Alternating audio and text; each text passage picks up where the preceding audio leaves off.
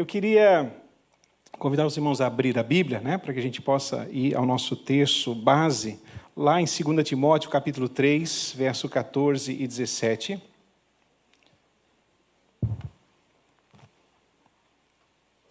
Abra sua Bíblia nesse texto que é conhecidíssimo, Como o pastor Silas falou, constantemente, na medida da possibilidade, tanto dele quanto nossa, mas o pastor Fábio, muitas vezes pregam ali com a gente na igreja. E é sempre um prazer muito grande recebê-los lá, com a sua alegria, com sempre uma palavra especial para a nossa vida. E temos sido ricamente abençoados pela vida deles cada vez que eles vão ali na igreja. Então, agradeço de coração e, mais uma vez, agradeço o convite nessa noite. Queridos, 2 Timóteo, capítulo de número 3, verso 14 a 17. 2 Timóteo 3, 14 a 17. Diz assim, então, a palavra de Deus. Paulo diz a Timóteo: Tu, porém, permanece naquilo que aprendeste, de que foste inteirado, sabendo de quem o aprendeste, e que desde a infância sabes as sagradas letras que podem tornar-te sábio para a salvação pela fé em Cristo Jesus.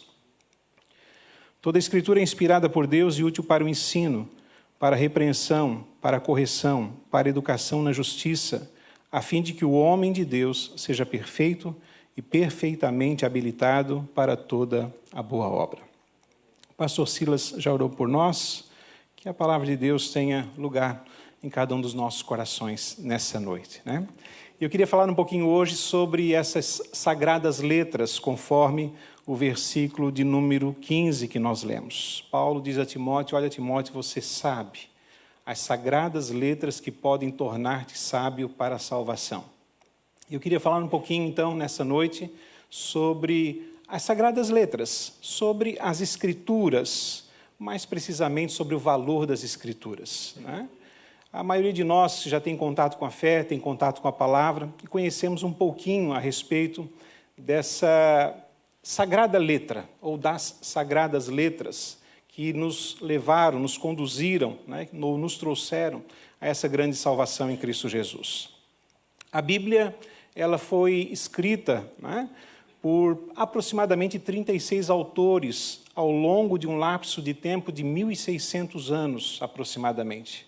Desde o livro antigo, ou escrito mais antigo, até aquele mais recente, mais jovem, tem um lapso aí de 1.600 anos. São 66 livros que, no conjunto que formam a Escritura, apresentam uma harmonia temática maravilhosa, sem erros. A inerrância das Escrituras é uma verdade.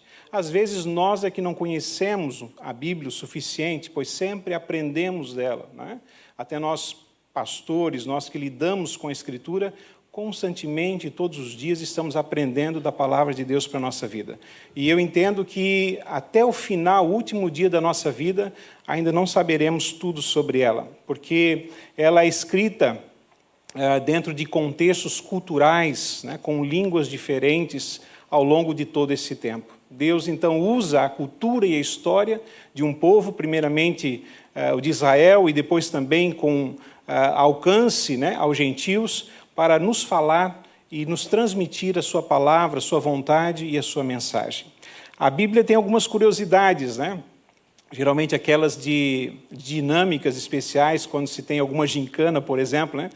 Dentre elas, eu destaquei uma que eu gosto muito, talvez você já tenha ouvido.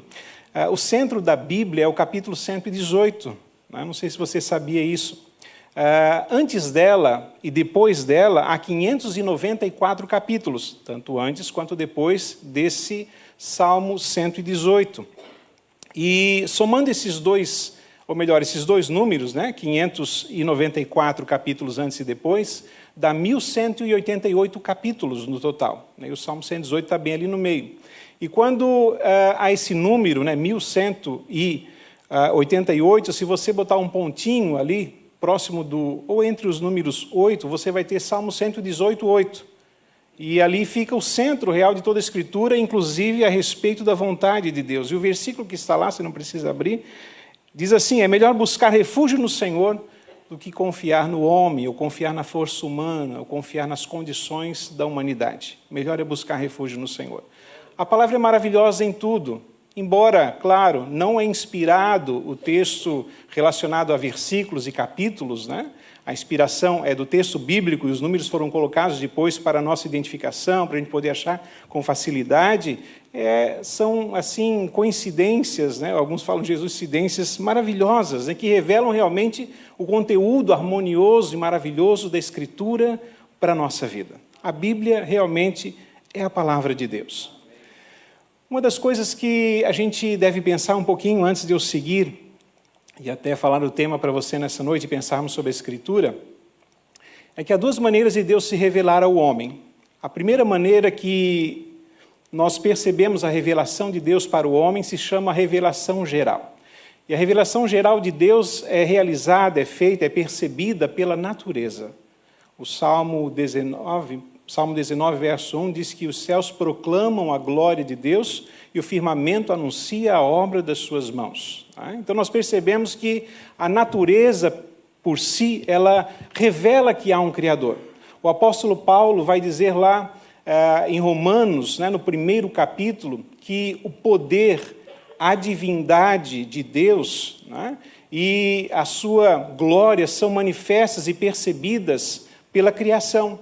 E, inclusive, ele diz no mesmo versículo que os homens são indesculpáveis diante dele, porque a sua glória, a sua divindade, a sua presença, o seu poder são manifestos através da obra criada. Então, todo ser humano, ao olhar a criação, pode perceber, sim, que há um Criador sobre todas as coisas, que glorifica o seu nome através da obra criada, através daquilo que ele provê a cada dia, através, inclusive, das coisas mais simples que, às vezes, não percebemos com facilidade, mas estão aí, como o sol, a chuva e muitas outras coisas que chegam à nossa vida.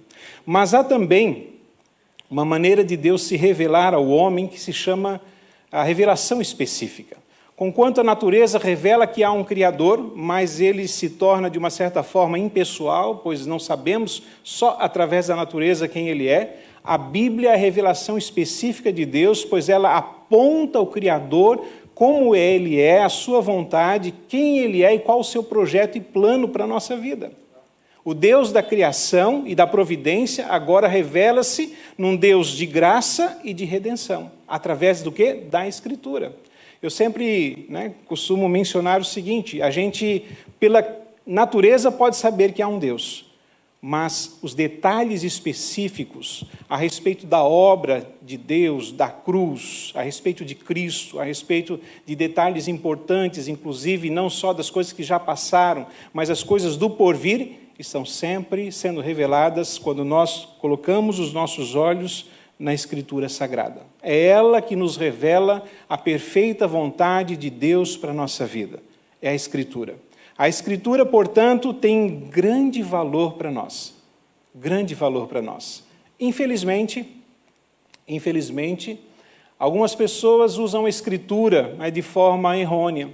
Às vezes para alimentar os seus desejos pessoais, às vezes para tirar vantagens para si próprios, às vezes para dominar pessoas, às vezes para colocar em execução seus planos que mais satisfazem os desejos próprios do coração do que realmente a vontade de Deus. Isso não é novo, Paulo já dizia, alguns mercadejam a palavra de Deus, Alguns usam a palavra de Deus com fins ilícitos, com fins de benefício próprio. Infelizmente, essas condições acabam, ao longo da história, não é hoje, é algo que, como já mencionei Paulo, ao longo da história realmente acontece. Você não precisa abrir, a não ser que eu peça, tá bom? A gente ganha algum tempo aqui, o pastor me deu só 2 horas, eu não sei se vou conseguir concluir, mas acho que vai dar, Vou me esforçar, tá bom? Lá em 2 Pedro, capítulo 2, verso 1, diz assim: assim como no meio do povo surgiram falsos profetas, assim também haverá entre vós falsos mestres, os quais introduzirão dissimuladamente heresias destruidoras, até ao ponto de renegarem o soberano Senhor, que os resgatou, trazendo sobre si mesmos repentina destruição. Observe que a distorção da palavra de Deus não é algo novo, né? Algumas pessoas usam textos fora do contexto da Escritura para criarem pretextos em prol de si próprios, né? Para muitas vezes fazer aquilo que agradam-se no seu coração.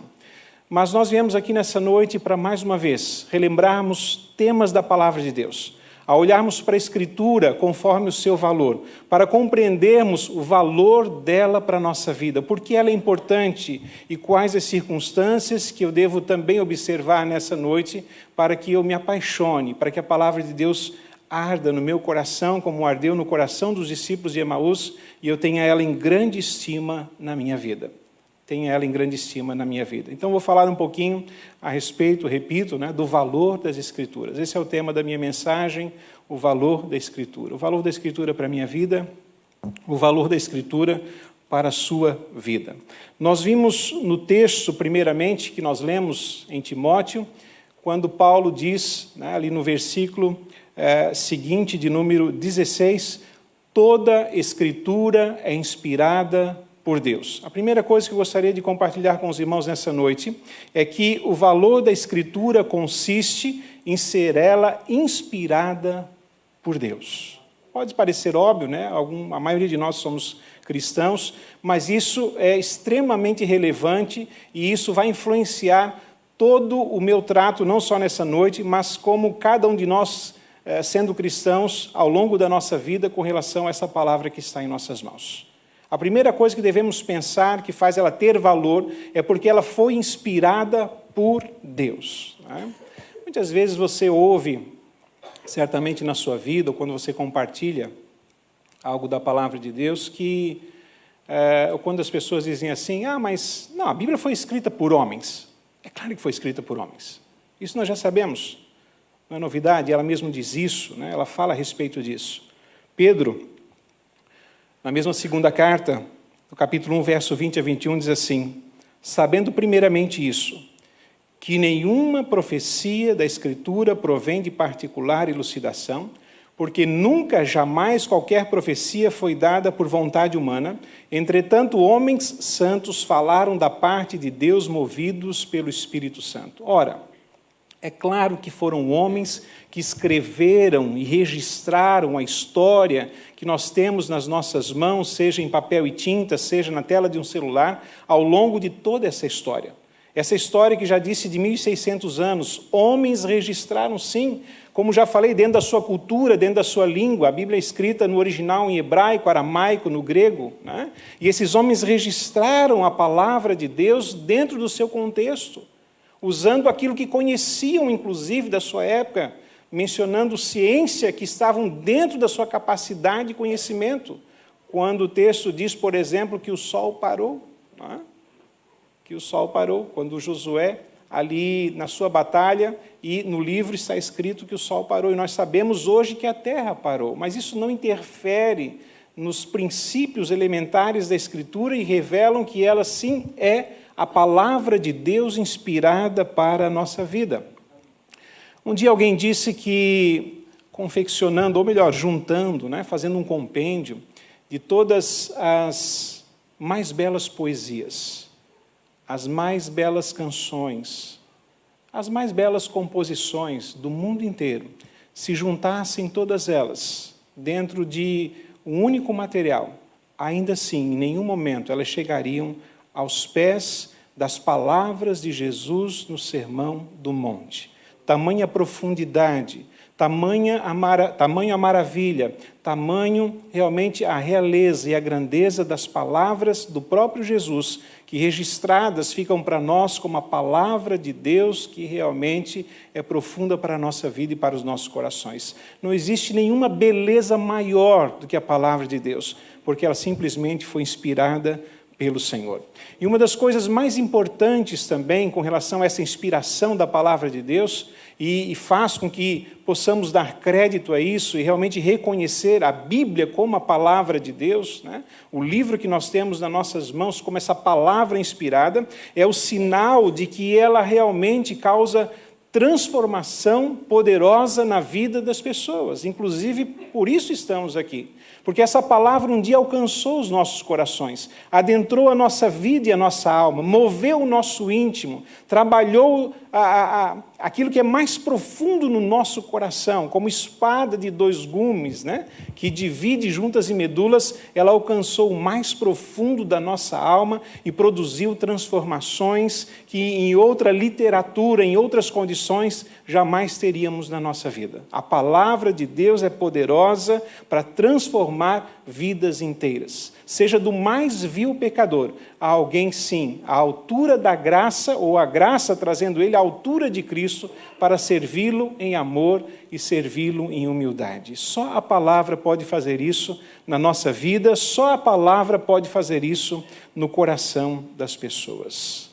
Lá em 1 Tessalonicenses, no capítulo 2 e verso 13, Paulo vai dizer assim àquela igreja: outra razão ainda temos nós para incessantemente dar graças a Deus, é que tendo vós recebido a palavra de nós, a palavra que de nós ouvistes, que é de Deus, acolhestes não como palavra de homens, e sim como em verdade é a palavra de Deus, a qual com efeito está operando eficazmente em vós o que credes.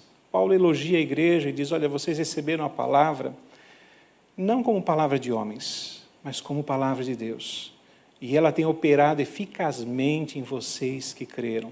Há já uma prova e uma manifestação nessa igreja de que a palavra está transformando a vida daqueles que a compreenderam como a palavra inspirada de Deus. É verdade que quando Paulo escreve isso, o Novo Testamento ainda não estava formado, mas ele estava pregando e anunciando oralmente, algumas cartas já haviam sido escritas, não estava completo o Novo Testamento, mas aquela igreja entendeu que aquilo que Paulo pregava, aquilo que Paulo mencionava, era a palavra inspirada por Deus. E assim crendo, eles tiveram transformação profunda nos seus corações. E esta é a prova de que a palavra de Deus é inspirada por Ele, porque ela muda a vida de pessoas. Ela transforma corações. Ela faz da vida da gente uma vida nova. Ela faz da vida da gente uma vida agraciada pelo poder de Deus que está sobre cada um de nós. Também, para pensarmos um pouquinho, antes de irmos ao segundo ponto, o fato da palavra de Deus sendo inspirada por Ele, torna ela fonte de autoridade completa para a nossa vida. Fonte de autoridade. Diante de todas as coisas que nós temos como autoridade sobre a nossa vida, a palavra de Deus é a maior autoridade que nós temos sobre nós. Porque é o próprio Deus que fala nela. Ele é o autor da palavra. E a sua palavra, a sua vontade, aquilo que está escrito, registrado, tem autoridade completa sobre a nossa vida. E a autoridade é tanta e tão grande que nenhuma pessoa, por mais importante que ela seja, nem mesmo um pregador da palavra, e até mesmo uma igreja, pode estar acima da palavra, mas sempre sob a palavra de Deus. Lá na nossa igreja, né, na igreja presbiteriana, quando pode ser um pouquinho diferente daqui, quando nós vamos receber alguém para ser membro da igreja, a gente chama de profissão de fé. A pessoa vem, né, à frente da igreja e ela vai professar a sua fé. E o ministro faz as perguntas para ela, para que ela não tenha que responder lá na frente de todo mundo, ficar nervosa. Eu faço a pergunta em forma de resposta. Você crê em Deus Pai, Deus Filho, Deus Espírito Santo? Ela vai responder afirmativamente sim, né? E são poucas perguntas. A última pergunta é a seguinte, né? Vou parafrasear aqui, né? A última pergunta diz assim: vocês prometem, ou você promete, se for uma pessoa só, a respeitar as autoridades da igreja, seja o pastor, seja presbíteros, diáconos, né? Aqueles que estão em liderança, você promete respeitá-los? E a parte final da pergunta vai dizer assim: enquanto estes forem fiéis às Sagradas Escrituras? A resposta seria sim, eu prometo respeitar, mas há uma condicional nessa pergunta, que diz enquanto estes forem fiéis às Sagradas Escrituras. Porque se estes não forem fiéis às Sagradas Escrituras, o crente está livre de poder submeter-se à autoridade daquele que não respeita as Escrituras sagradas. Porque acima do ministro, acima da igreja, está a palavra de Deus, pois ela é vinda do próprio Deus, ela é inspirada por Deus e ela é a autoridade máxima sobre a nossa vida. Nós precisamos entender e aprender isso para que a Escritura tenha o seu real valor na nossa vida.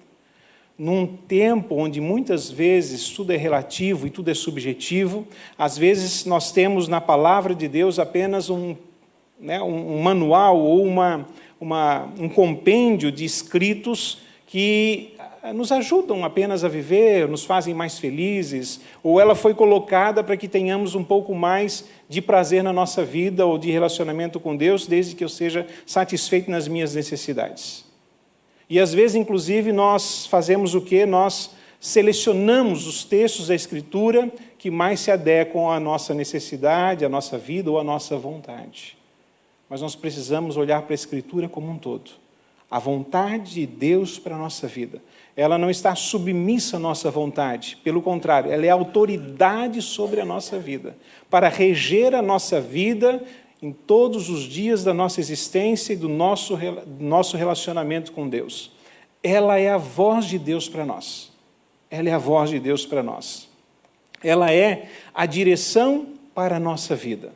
Ela, sim, nesse sentido, é aquela que rege, que traz as instruções para o nosso viver. Ela é aquela que aponta os recursos para uma jornada, sim, feliz, mas submissa à vontade do Senhor para a nossa vida.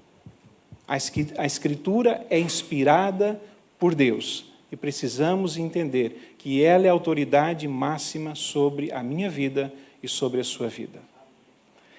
Em segundo lugar, o valor da Escritura consiste em ser ela o veículo que aponta o caminho da salvação. Deus não só se revela especificamente, mas Ele traz detalhes a respeito do tão grandioso plano de salvação para a nossa vida. Quando Paulo fala a Timóteo, ele diz: o que desde a infância sabes as sagradas letras que podem tornar-te sábio para a salvação pela fé em Cristo Jesus. A segunda coisa é que o valor da Escritura consiste em ser ela o meio, o veículo, o instrumento que aponta o caminho da salvação. A Bíblia é a única revelação suficiente de Deus ao homem para a salvação.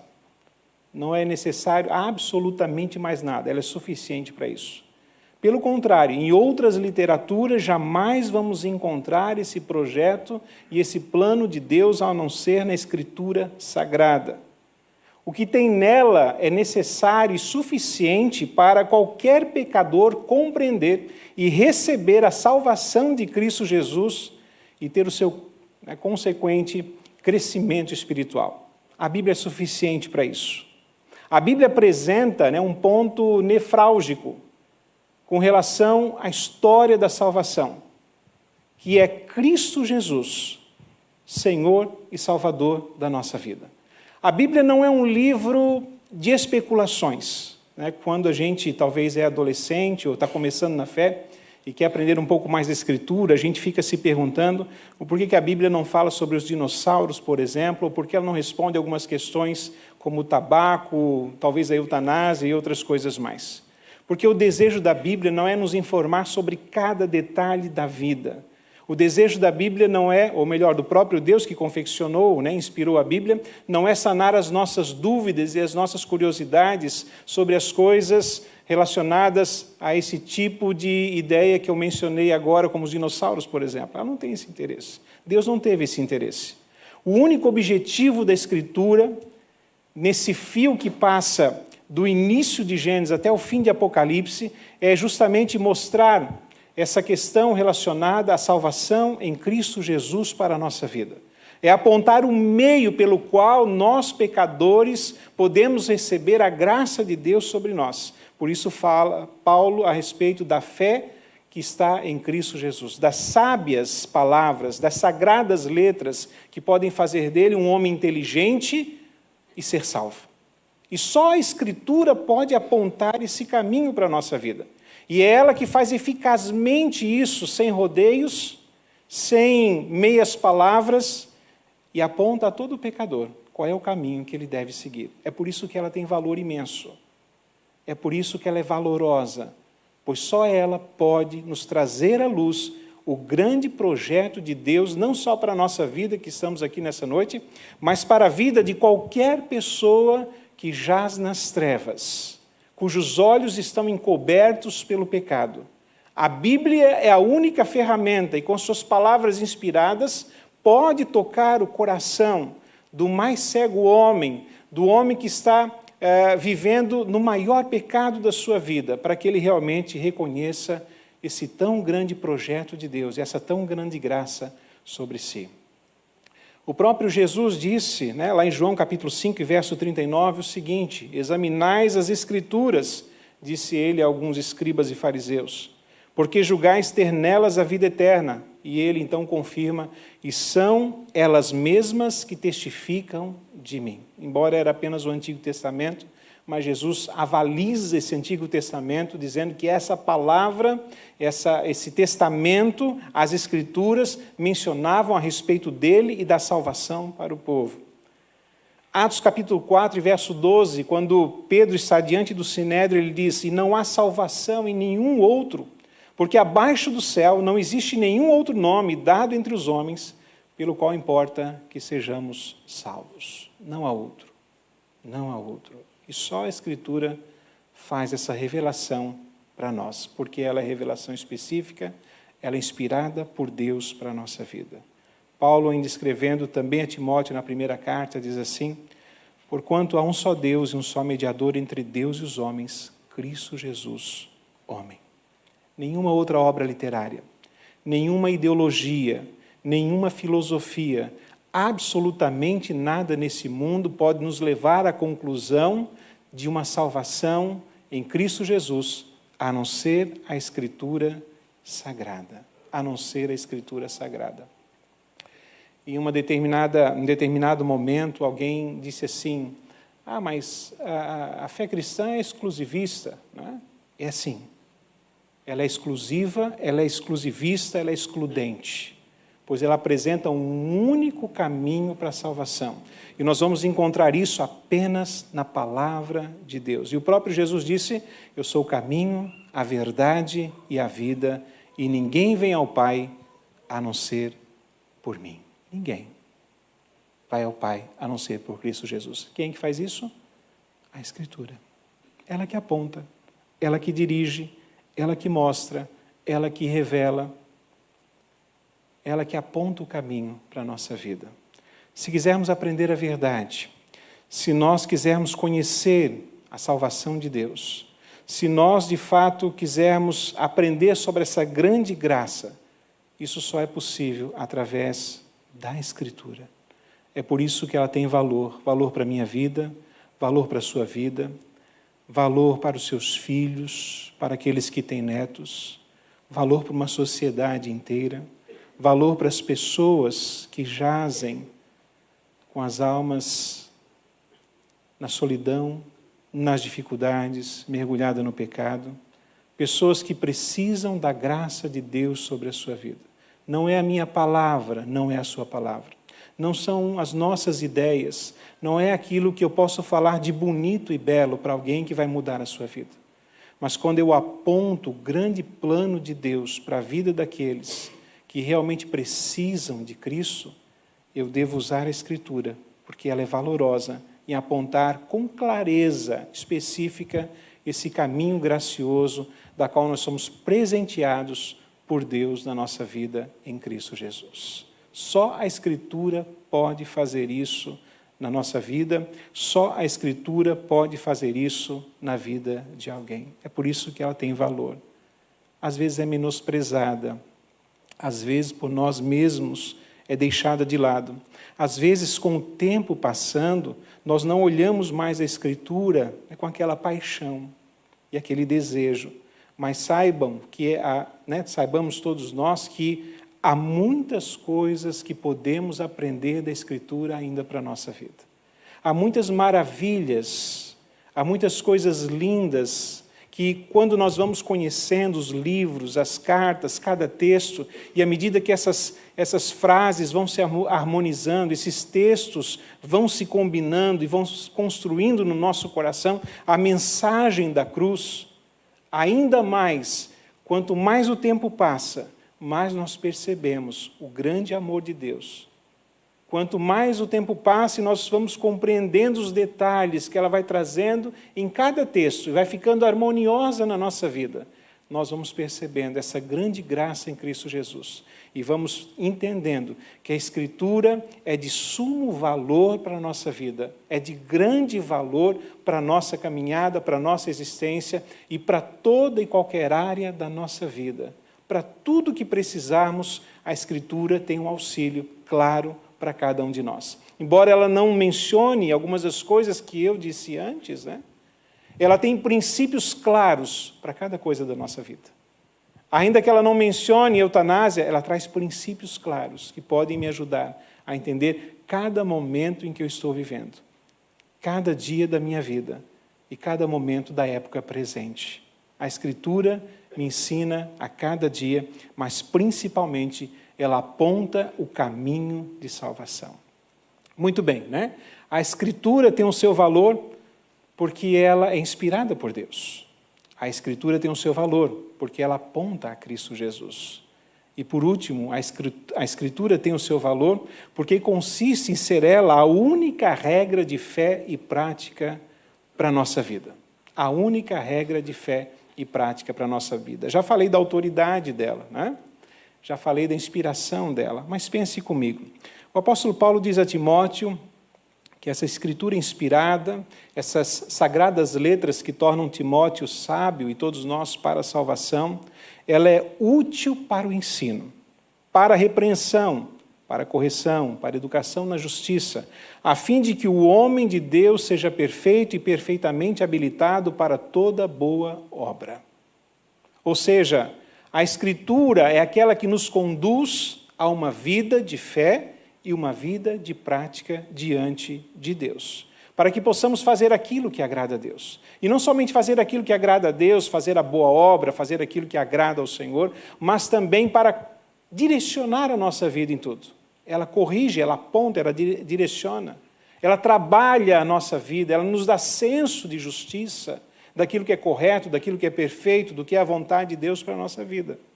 Ela é valorosa porque ela é absoluta em conduzir a vida daqueles que amam a Deus em todas as suas áreas. Ela é absoluta. Ela é a regra de fé e de prática para mim e para você. Se a Escritura é inspirada por Deus, se ela aponta o caminho de salvação, mas ela não é aquela que dirige a minha vida, ela perde o seu valor. Não perde o seu valor porque ela deixa em si de ter valor, mas eu não aproveito, eu não uso esse valor sobre a minha vida, que é quando ela dirige o meu caminho e dirige, então, a minha existência. Uma das coisas interessantes desse texto é que, tendo ela todos os elementos para reger a nossa vida, né, e quando nós pensamos na Escritura como um todo que nos dirige, eu observo que ela tem um alto padrão para que eu possa ter uma vida abençoada e feliz. Ela tem um alto padrão que exige com que eu comece a caminhar de uma forma nova, a partir do momento que eu conheço o Deus que inspirou a Escritura e do caminho da salvação que está em Cristo Jesus. E através dela agora então, conhecendo Deus, conhecendo Cristo, eu sou agora motivado a ter uma vida diferente, a uma prática diferente, a viver pela fé, a caminhar de uma forma que agrade a Deus, num padrão, não um padrão estipulado pelas nossas próprias ideias. Eu acho que assim está bom. Não um padrão disposto pelo mundo, se você fizer assim já está razoável. Mas um alto padrão, para que eu tenha uma vida realmente transformada e cause também, através disso, impacto na vida das pessoas que estão à minha volta.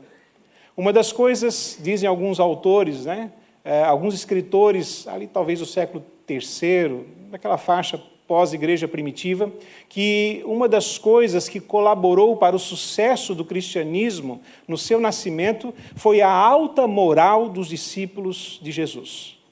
Porque o padrão deles de vivência, de regra de fé e prática, eram excelentes conforme a vontade de Jesus para a vida deles. Muitas vezes, outro dia, né, fiz uma mensagem lá na igreja e, querendo mencionar, procurei a quantidade de evangélicos no país.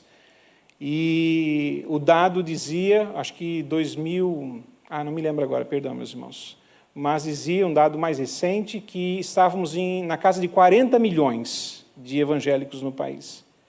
E não sei se você se pergunta isso, mas eu me pergunto, né, diante de uma quantidade tão alta, falando de brasileiros, né, que professam o nome, né, de Deus, onde é que está a moral e o impacto de uma vida de fé, né, cuja prática é a Escritura na vida da nossa sociedade?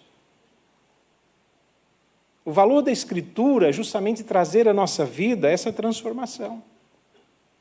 Uma alta moral, um alto comportamento, uma mudança real de vida. Somos imperfeitos e vamos falhar constantemente, isso é verdade. Mas isso não nos impede de nos aperfeiçoarmos conforme a Escritura e, seguindo os seus ensinamentos, realmente receber dela o ensino. A repreensão quando necessário. A correção e a educação que provê justiça a partir de nós mesmos, para a nossa vida e para a vida de outros também. Foi sob um conjunto de diretrizes, de princípios da Escritura, que corações, né, de homens e mulheres ao longo da história se inflamou no serviço a Deus e fez mudar a história de muitas vidas e de gerações, inclusive. Quando esses apenas desejaram, do fundo do seu coração, viver o que diz a Escritura, praticá-la na sua vida. Quando eles resolveram realmente ter a vida mudada pela palavra de Deus, embora seja o próprio Deus que mude as suas vidas, mas eles causaram impacto na história das suas famílias, história das suas cidades, histórias das suas igrejas, histórias da sociedade como um todo. Homens e mulheres que sentiram no seu coração a graça e o poder, o valor das Escrituras, e tiveram uma vida completamente transformada. Através disso foram produzidos muitos avivamentos, né? Reforma e muitas outras circunstâncias que abalaram regiões inteiras pelo impacto da palavra de Deus no coração de muitas pessoas. Muitas dessas pessoas, inclusive, deram a sua vida pela Escritura. Amaram tanto com paixão as sagradas letras, que não tiveram a sua vida por preciosa para defender, inclusive, a Escritura nas nossas mãos. Hoje é tão fácil, né? Lá em casa tem 5, 6 Bíblias, talvez. Os celulares, né? Há disputas dos apps, né? Para chegarem nas telas dos nossos celulares, com planos de leitura, etc, etc, etc. Mas nem sempre foi assim. O interessante, às vezes, quanto mais nós temos ela nas nossas mãos, talvez mais elas fiquem para nós, aparentemente sem o valor devido. Mas homens e mulheres deram seu sangue para que essas sagradas letras chegassem, inclusive, à nossa vida nessa noite. Homens e mulheres morreram por ela. Sim, morreram por Cristo, é verdade. Mas para que essa Escritura chegasse ao coração de homens e mulheres em muitos locais, em muitos tempos ou em muito tempo depois da vida deles. Que possamos entender que o valor das Escrituras, ela só tem valor, ela só causa valor quando nós colocamos ela em prática na nossa vida. Quando eu me lembro desses momentos, né, na própria Escritura, eu me lembro do rei Josias. Houve um tempo em que os reis de Israel nem sempre serviram ao Senhor. Em um determinado momento, diz lá em 2 Reis, que um sacerdote estava na casa de Deus e ele encontrou um livro. E ele, encontrando o livro, ele leu. E depois de ter lido, foi dito a ele que levasse ao rei. E lá o rei ouve as palavras do livro, diz o texto que ele rasga as suas vestes. E ele conclama agora, diante do povo, para que eles, em anuência, venham a cumprir aquilo que estava escrito no livro. E diz a Escritura que foi um dos maiores, ou uma das maiores reformas no tempo de Israel com o rei Josias, após eles ter feito uma coisa. lerem e olharem as Escrituras com o valor que ela tem e mudarem as suas vidas. É como se a Bíblia, vamos dizer assim, estivesse esquecida num cantinho do templo. Mas ninguém mais olhava para ela, ela não estava sendo vista. Faziam-se os rituais, o seu culto, mas a palavra estava de lado. Quando eles olharam a palavra e perceberam que haviam muitas coisas que Deus estava dizendo na sua palavra, e inclusive que as suas vidas não estavam caminhando segundo essa palavra, imediatamente, por decreto real, eles passaram a cumprir o que dizia as Escrituras com relação à vontade de Deus para as suas vidas, e houve uma grande reforma e um grande avivamento no coração daquelas pessoas quando tiveram a Escritura, o Antigo Testamento na época, como agora a palavra de Deus para a sua vida. A palavra de Deus para a sua vida. E isso fez com que eles mudassem completamente a sua história. De Lutero, só para a gente já chegando aí quase ao nosso final, né? Há uma frase dele, e eu peguei quando ele defende a Escritura, né? Nós sabemos que a Escritura foi defendida, né? Foi buscada, foi realmente agora trazida à tona na prática de fé daqueles homens que eles chegaram durante a Reforma Protestante. Lutero diz assim, quando ele defende só a Escritura: a experiência pessoal dos reformadores com as Escrituras e com Cristo revelado nas Escrituras, ou melhor, perdão, meus irmãos, deixa eu fazer a leitura só de Lutero. Quando eu estava com 20 anos de idade, eu ainda não havia visto uma Bíblia, disse Lutero, com 20 anos de idade. Eu achava que não existiam evangelhos ou epístolas, exceto as que estavam escritas nas liturgias dominicais. Finalmente encontrei uma Bíblia na biblioteca e levei-a comigo para o mosteiro. Eu comecei a ler, reler e ler tudo novamente, para a grande surpresa do Dr. Staupitz, quando ele faz um dos relatos dele a respeito da Escritura. Quando Lutero pega a Bíblia, ele faz a leitura dela, ele relê novamente, ele relê de novo, e aquela palavra impacta profundamente o seu coração, e ele tem o desejo real de viver o que está escrito na palavra de Deus. E a Escritura cria valor no seu coração. E nós sabemos um pouco da história.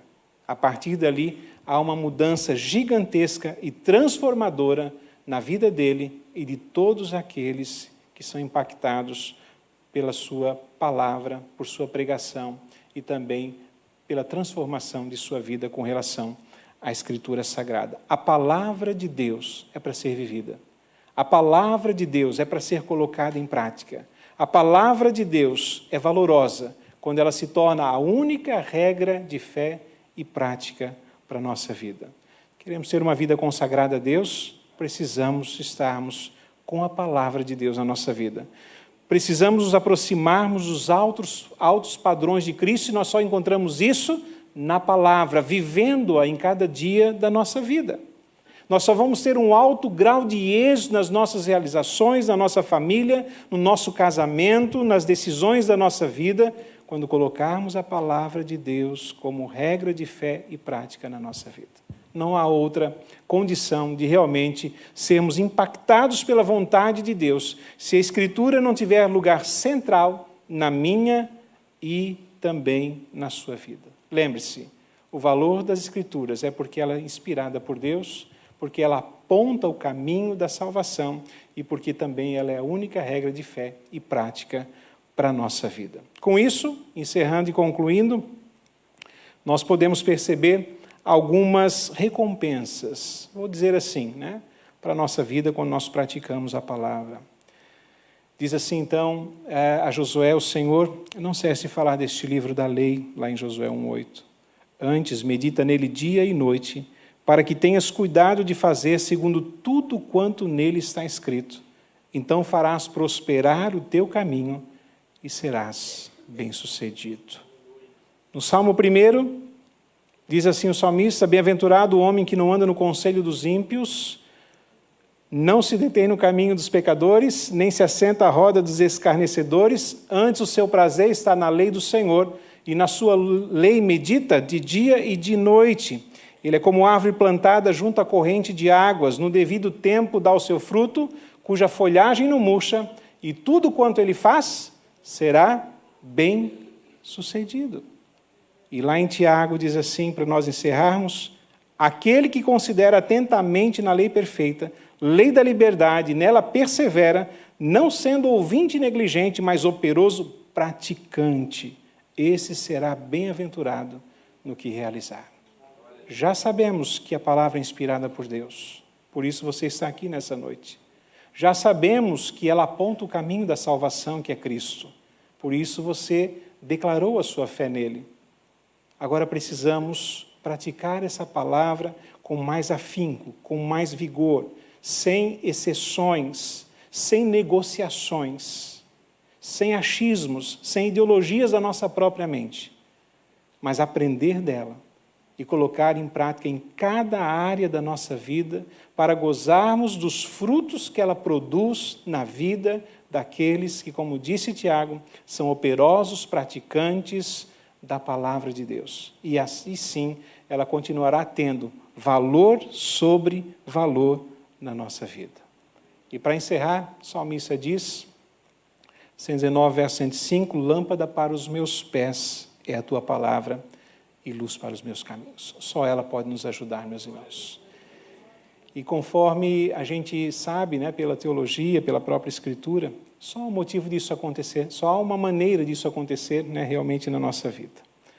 É através da iluminação do Espírito do nosso coração. É quando Deus abre a nossa mente e o nosso entendimento.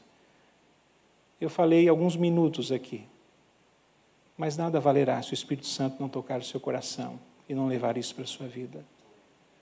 Nada será realmente valoroso se após o culto, se ao adentrar da semana, que já se inicia no dia de hoje, ao longo do dia de segunda-feira, quando você estiver disperso no seu trabalho, na sua casa, nas suas atividades, o Espírito Santo não iluminar o seu coração, e isso ter sentido real para a sua vida.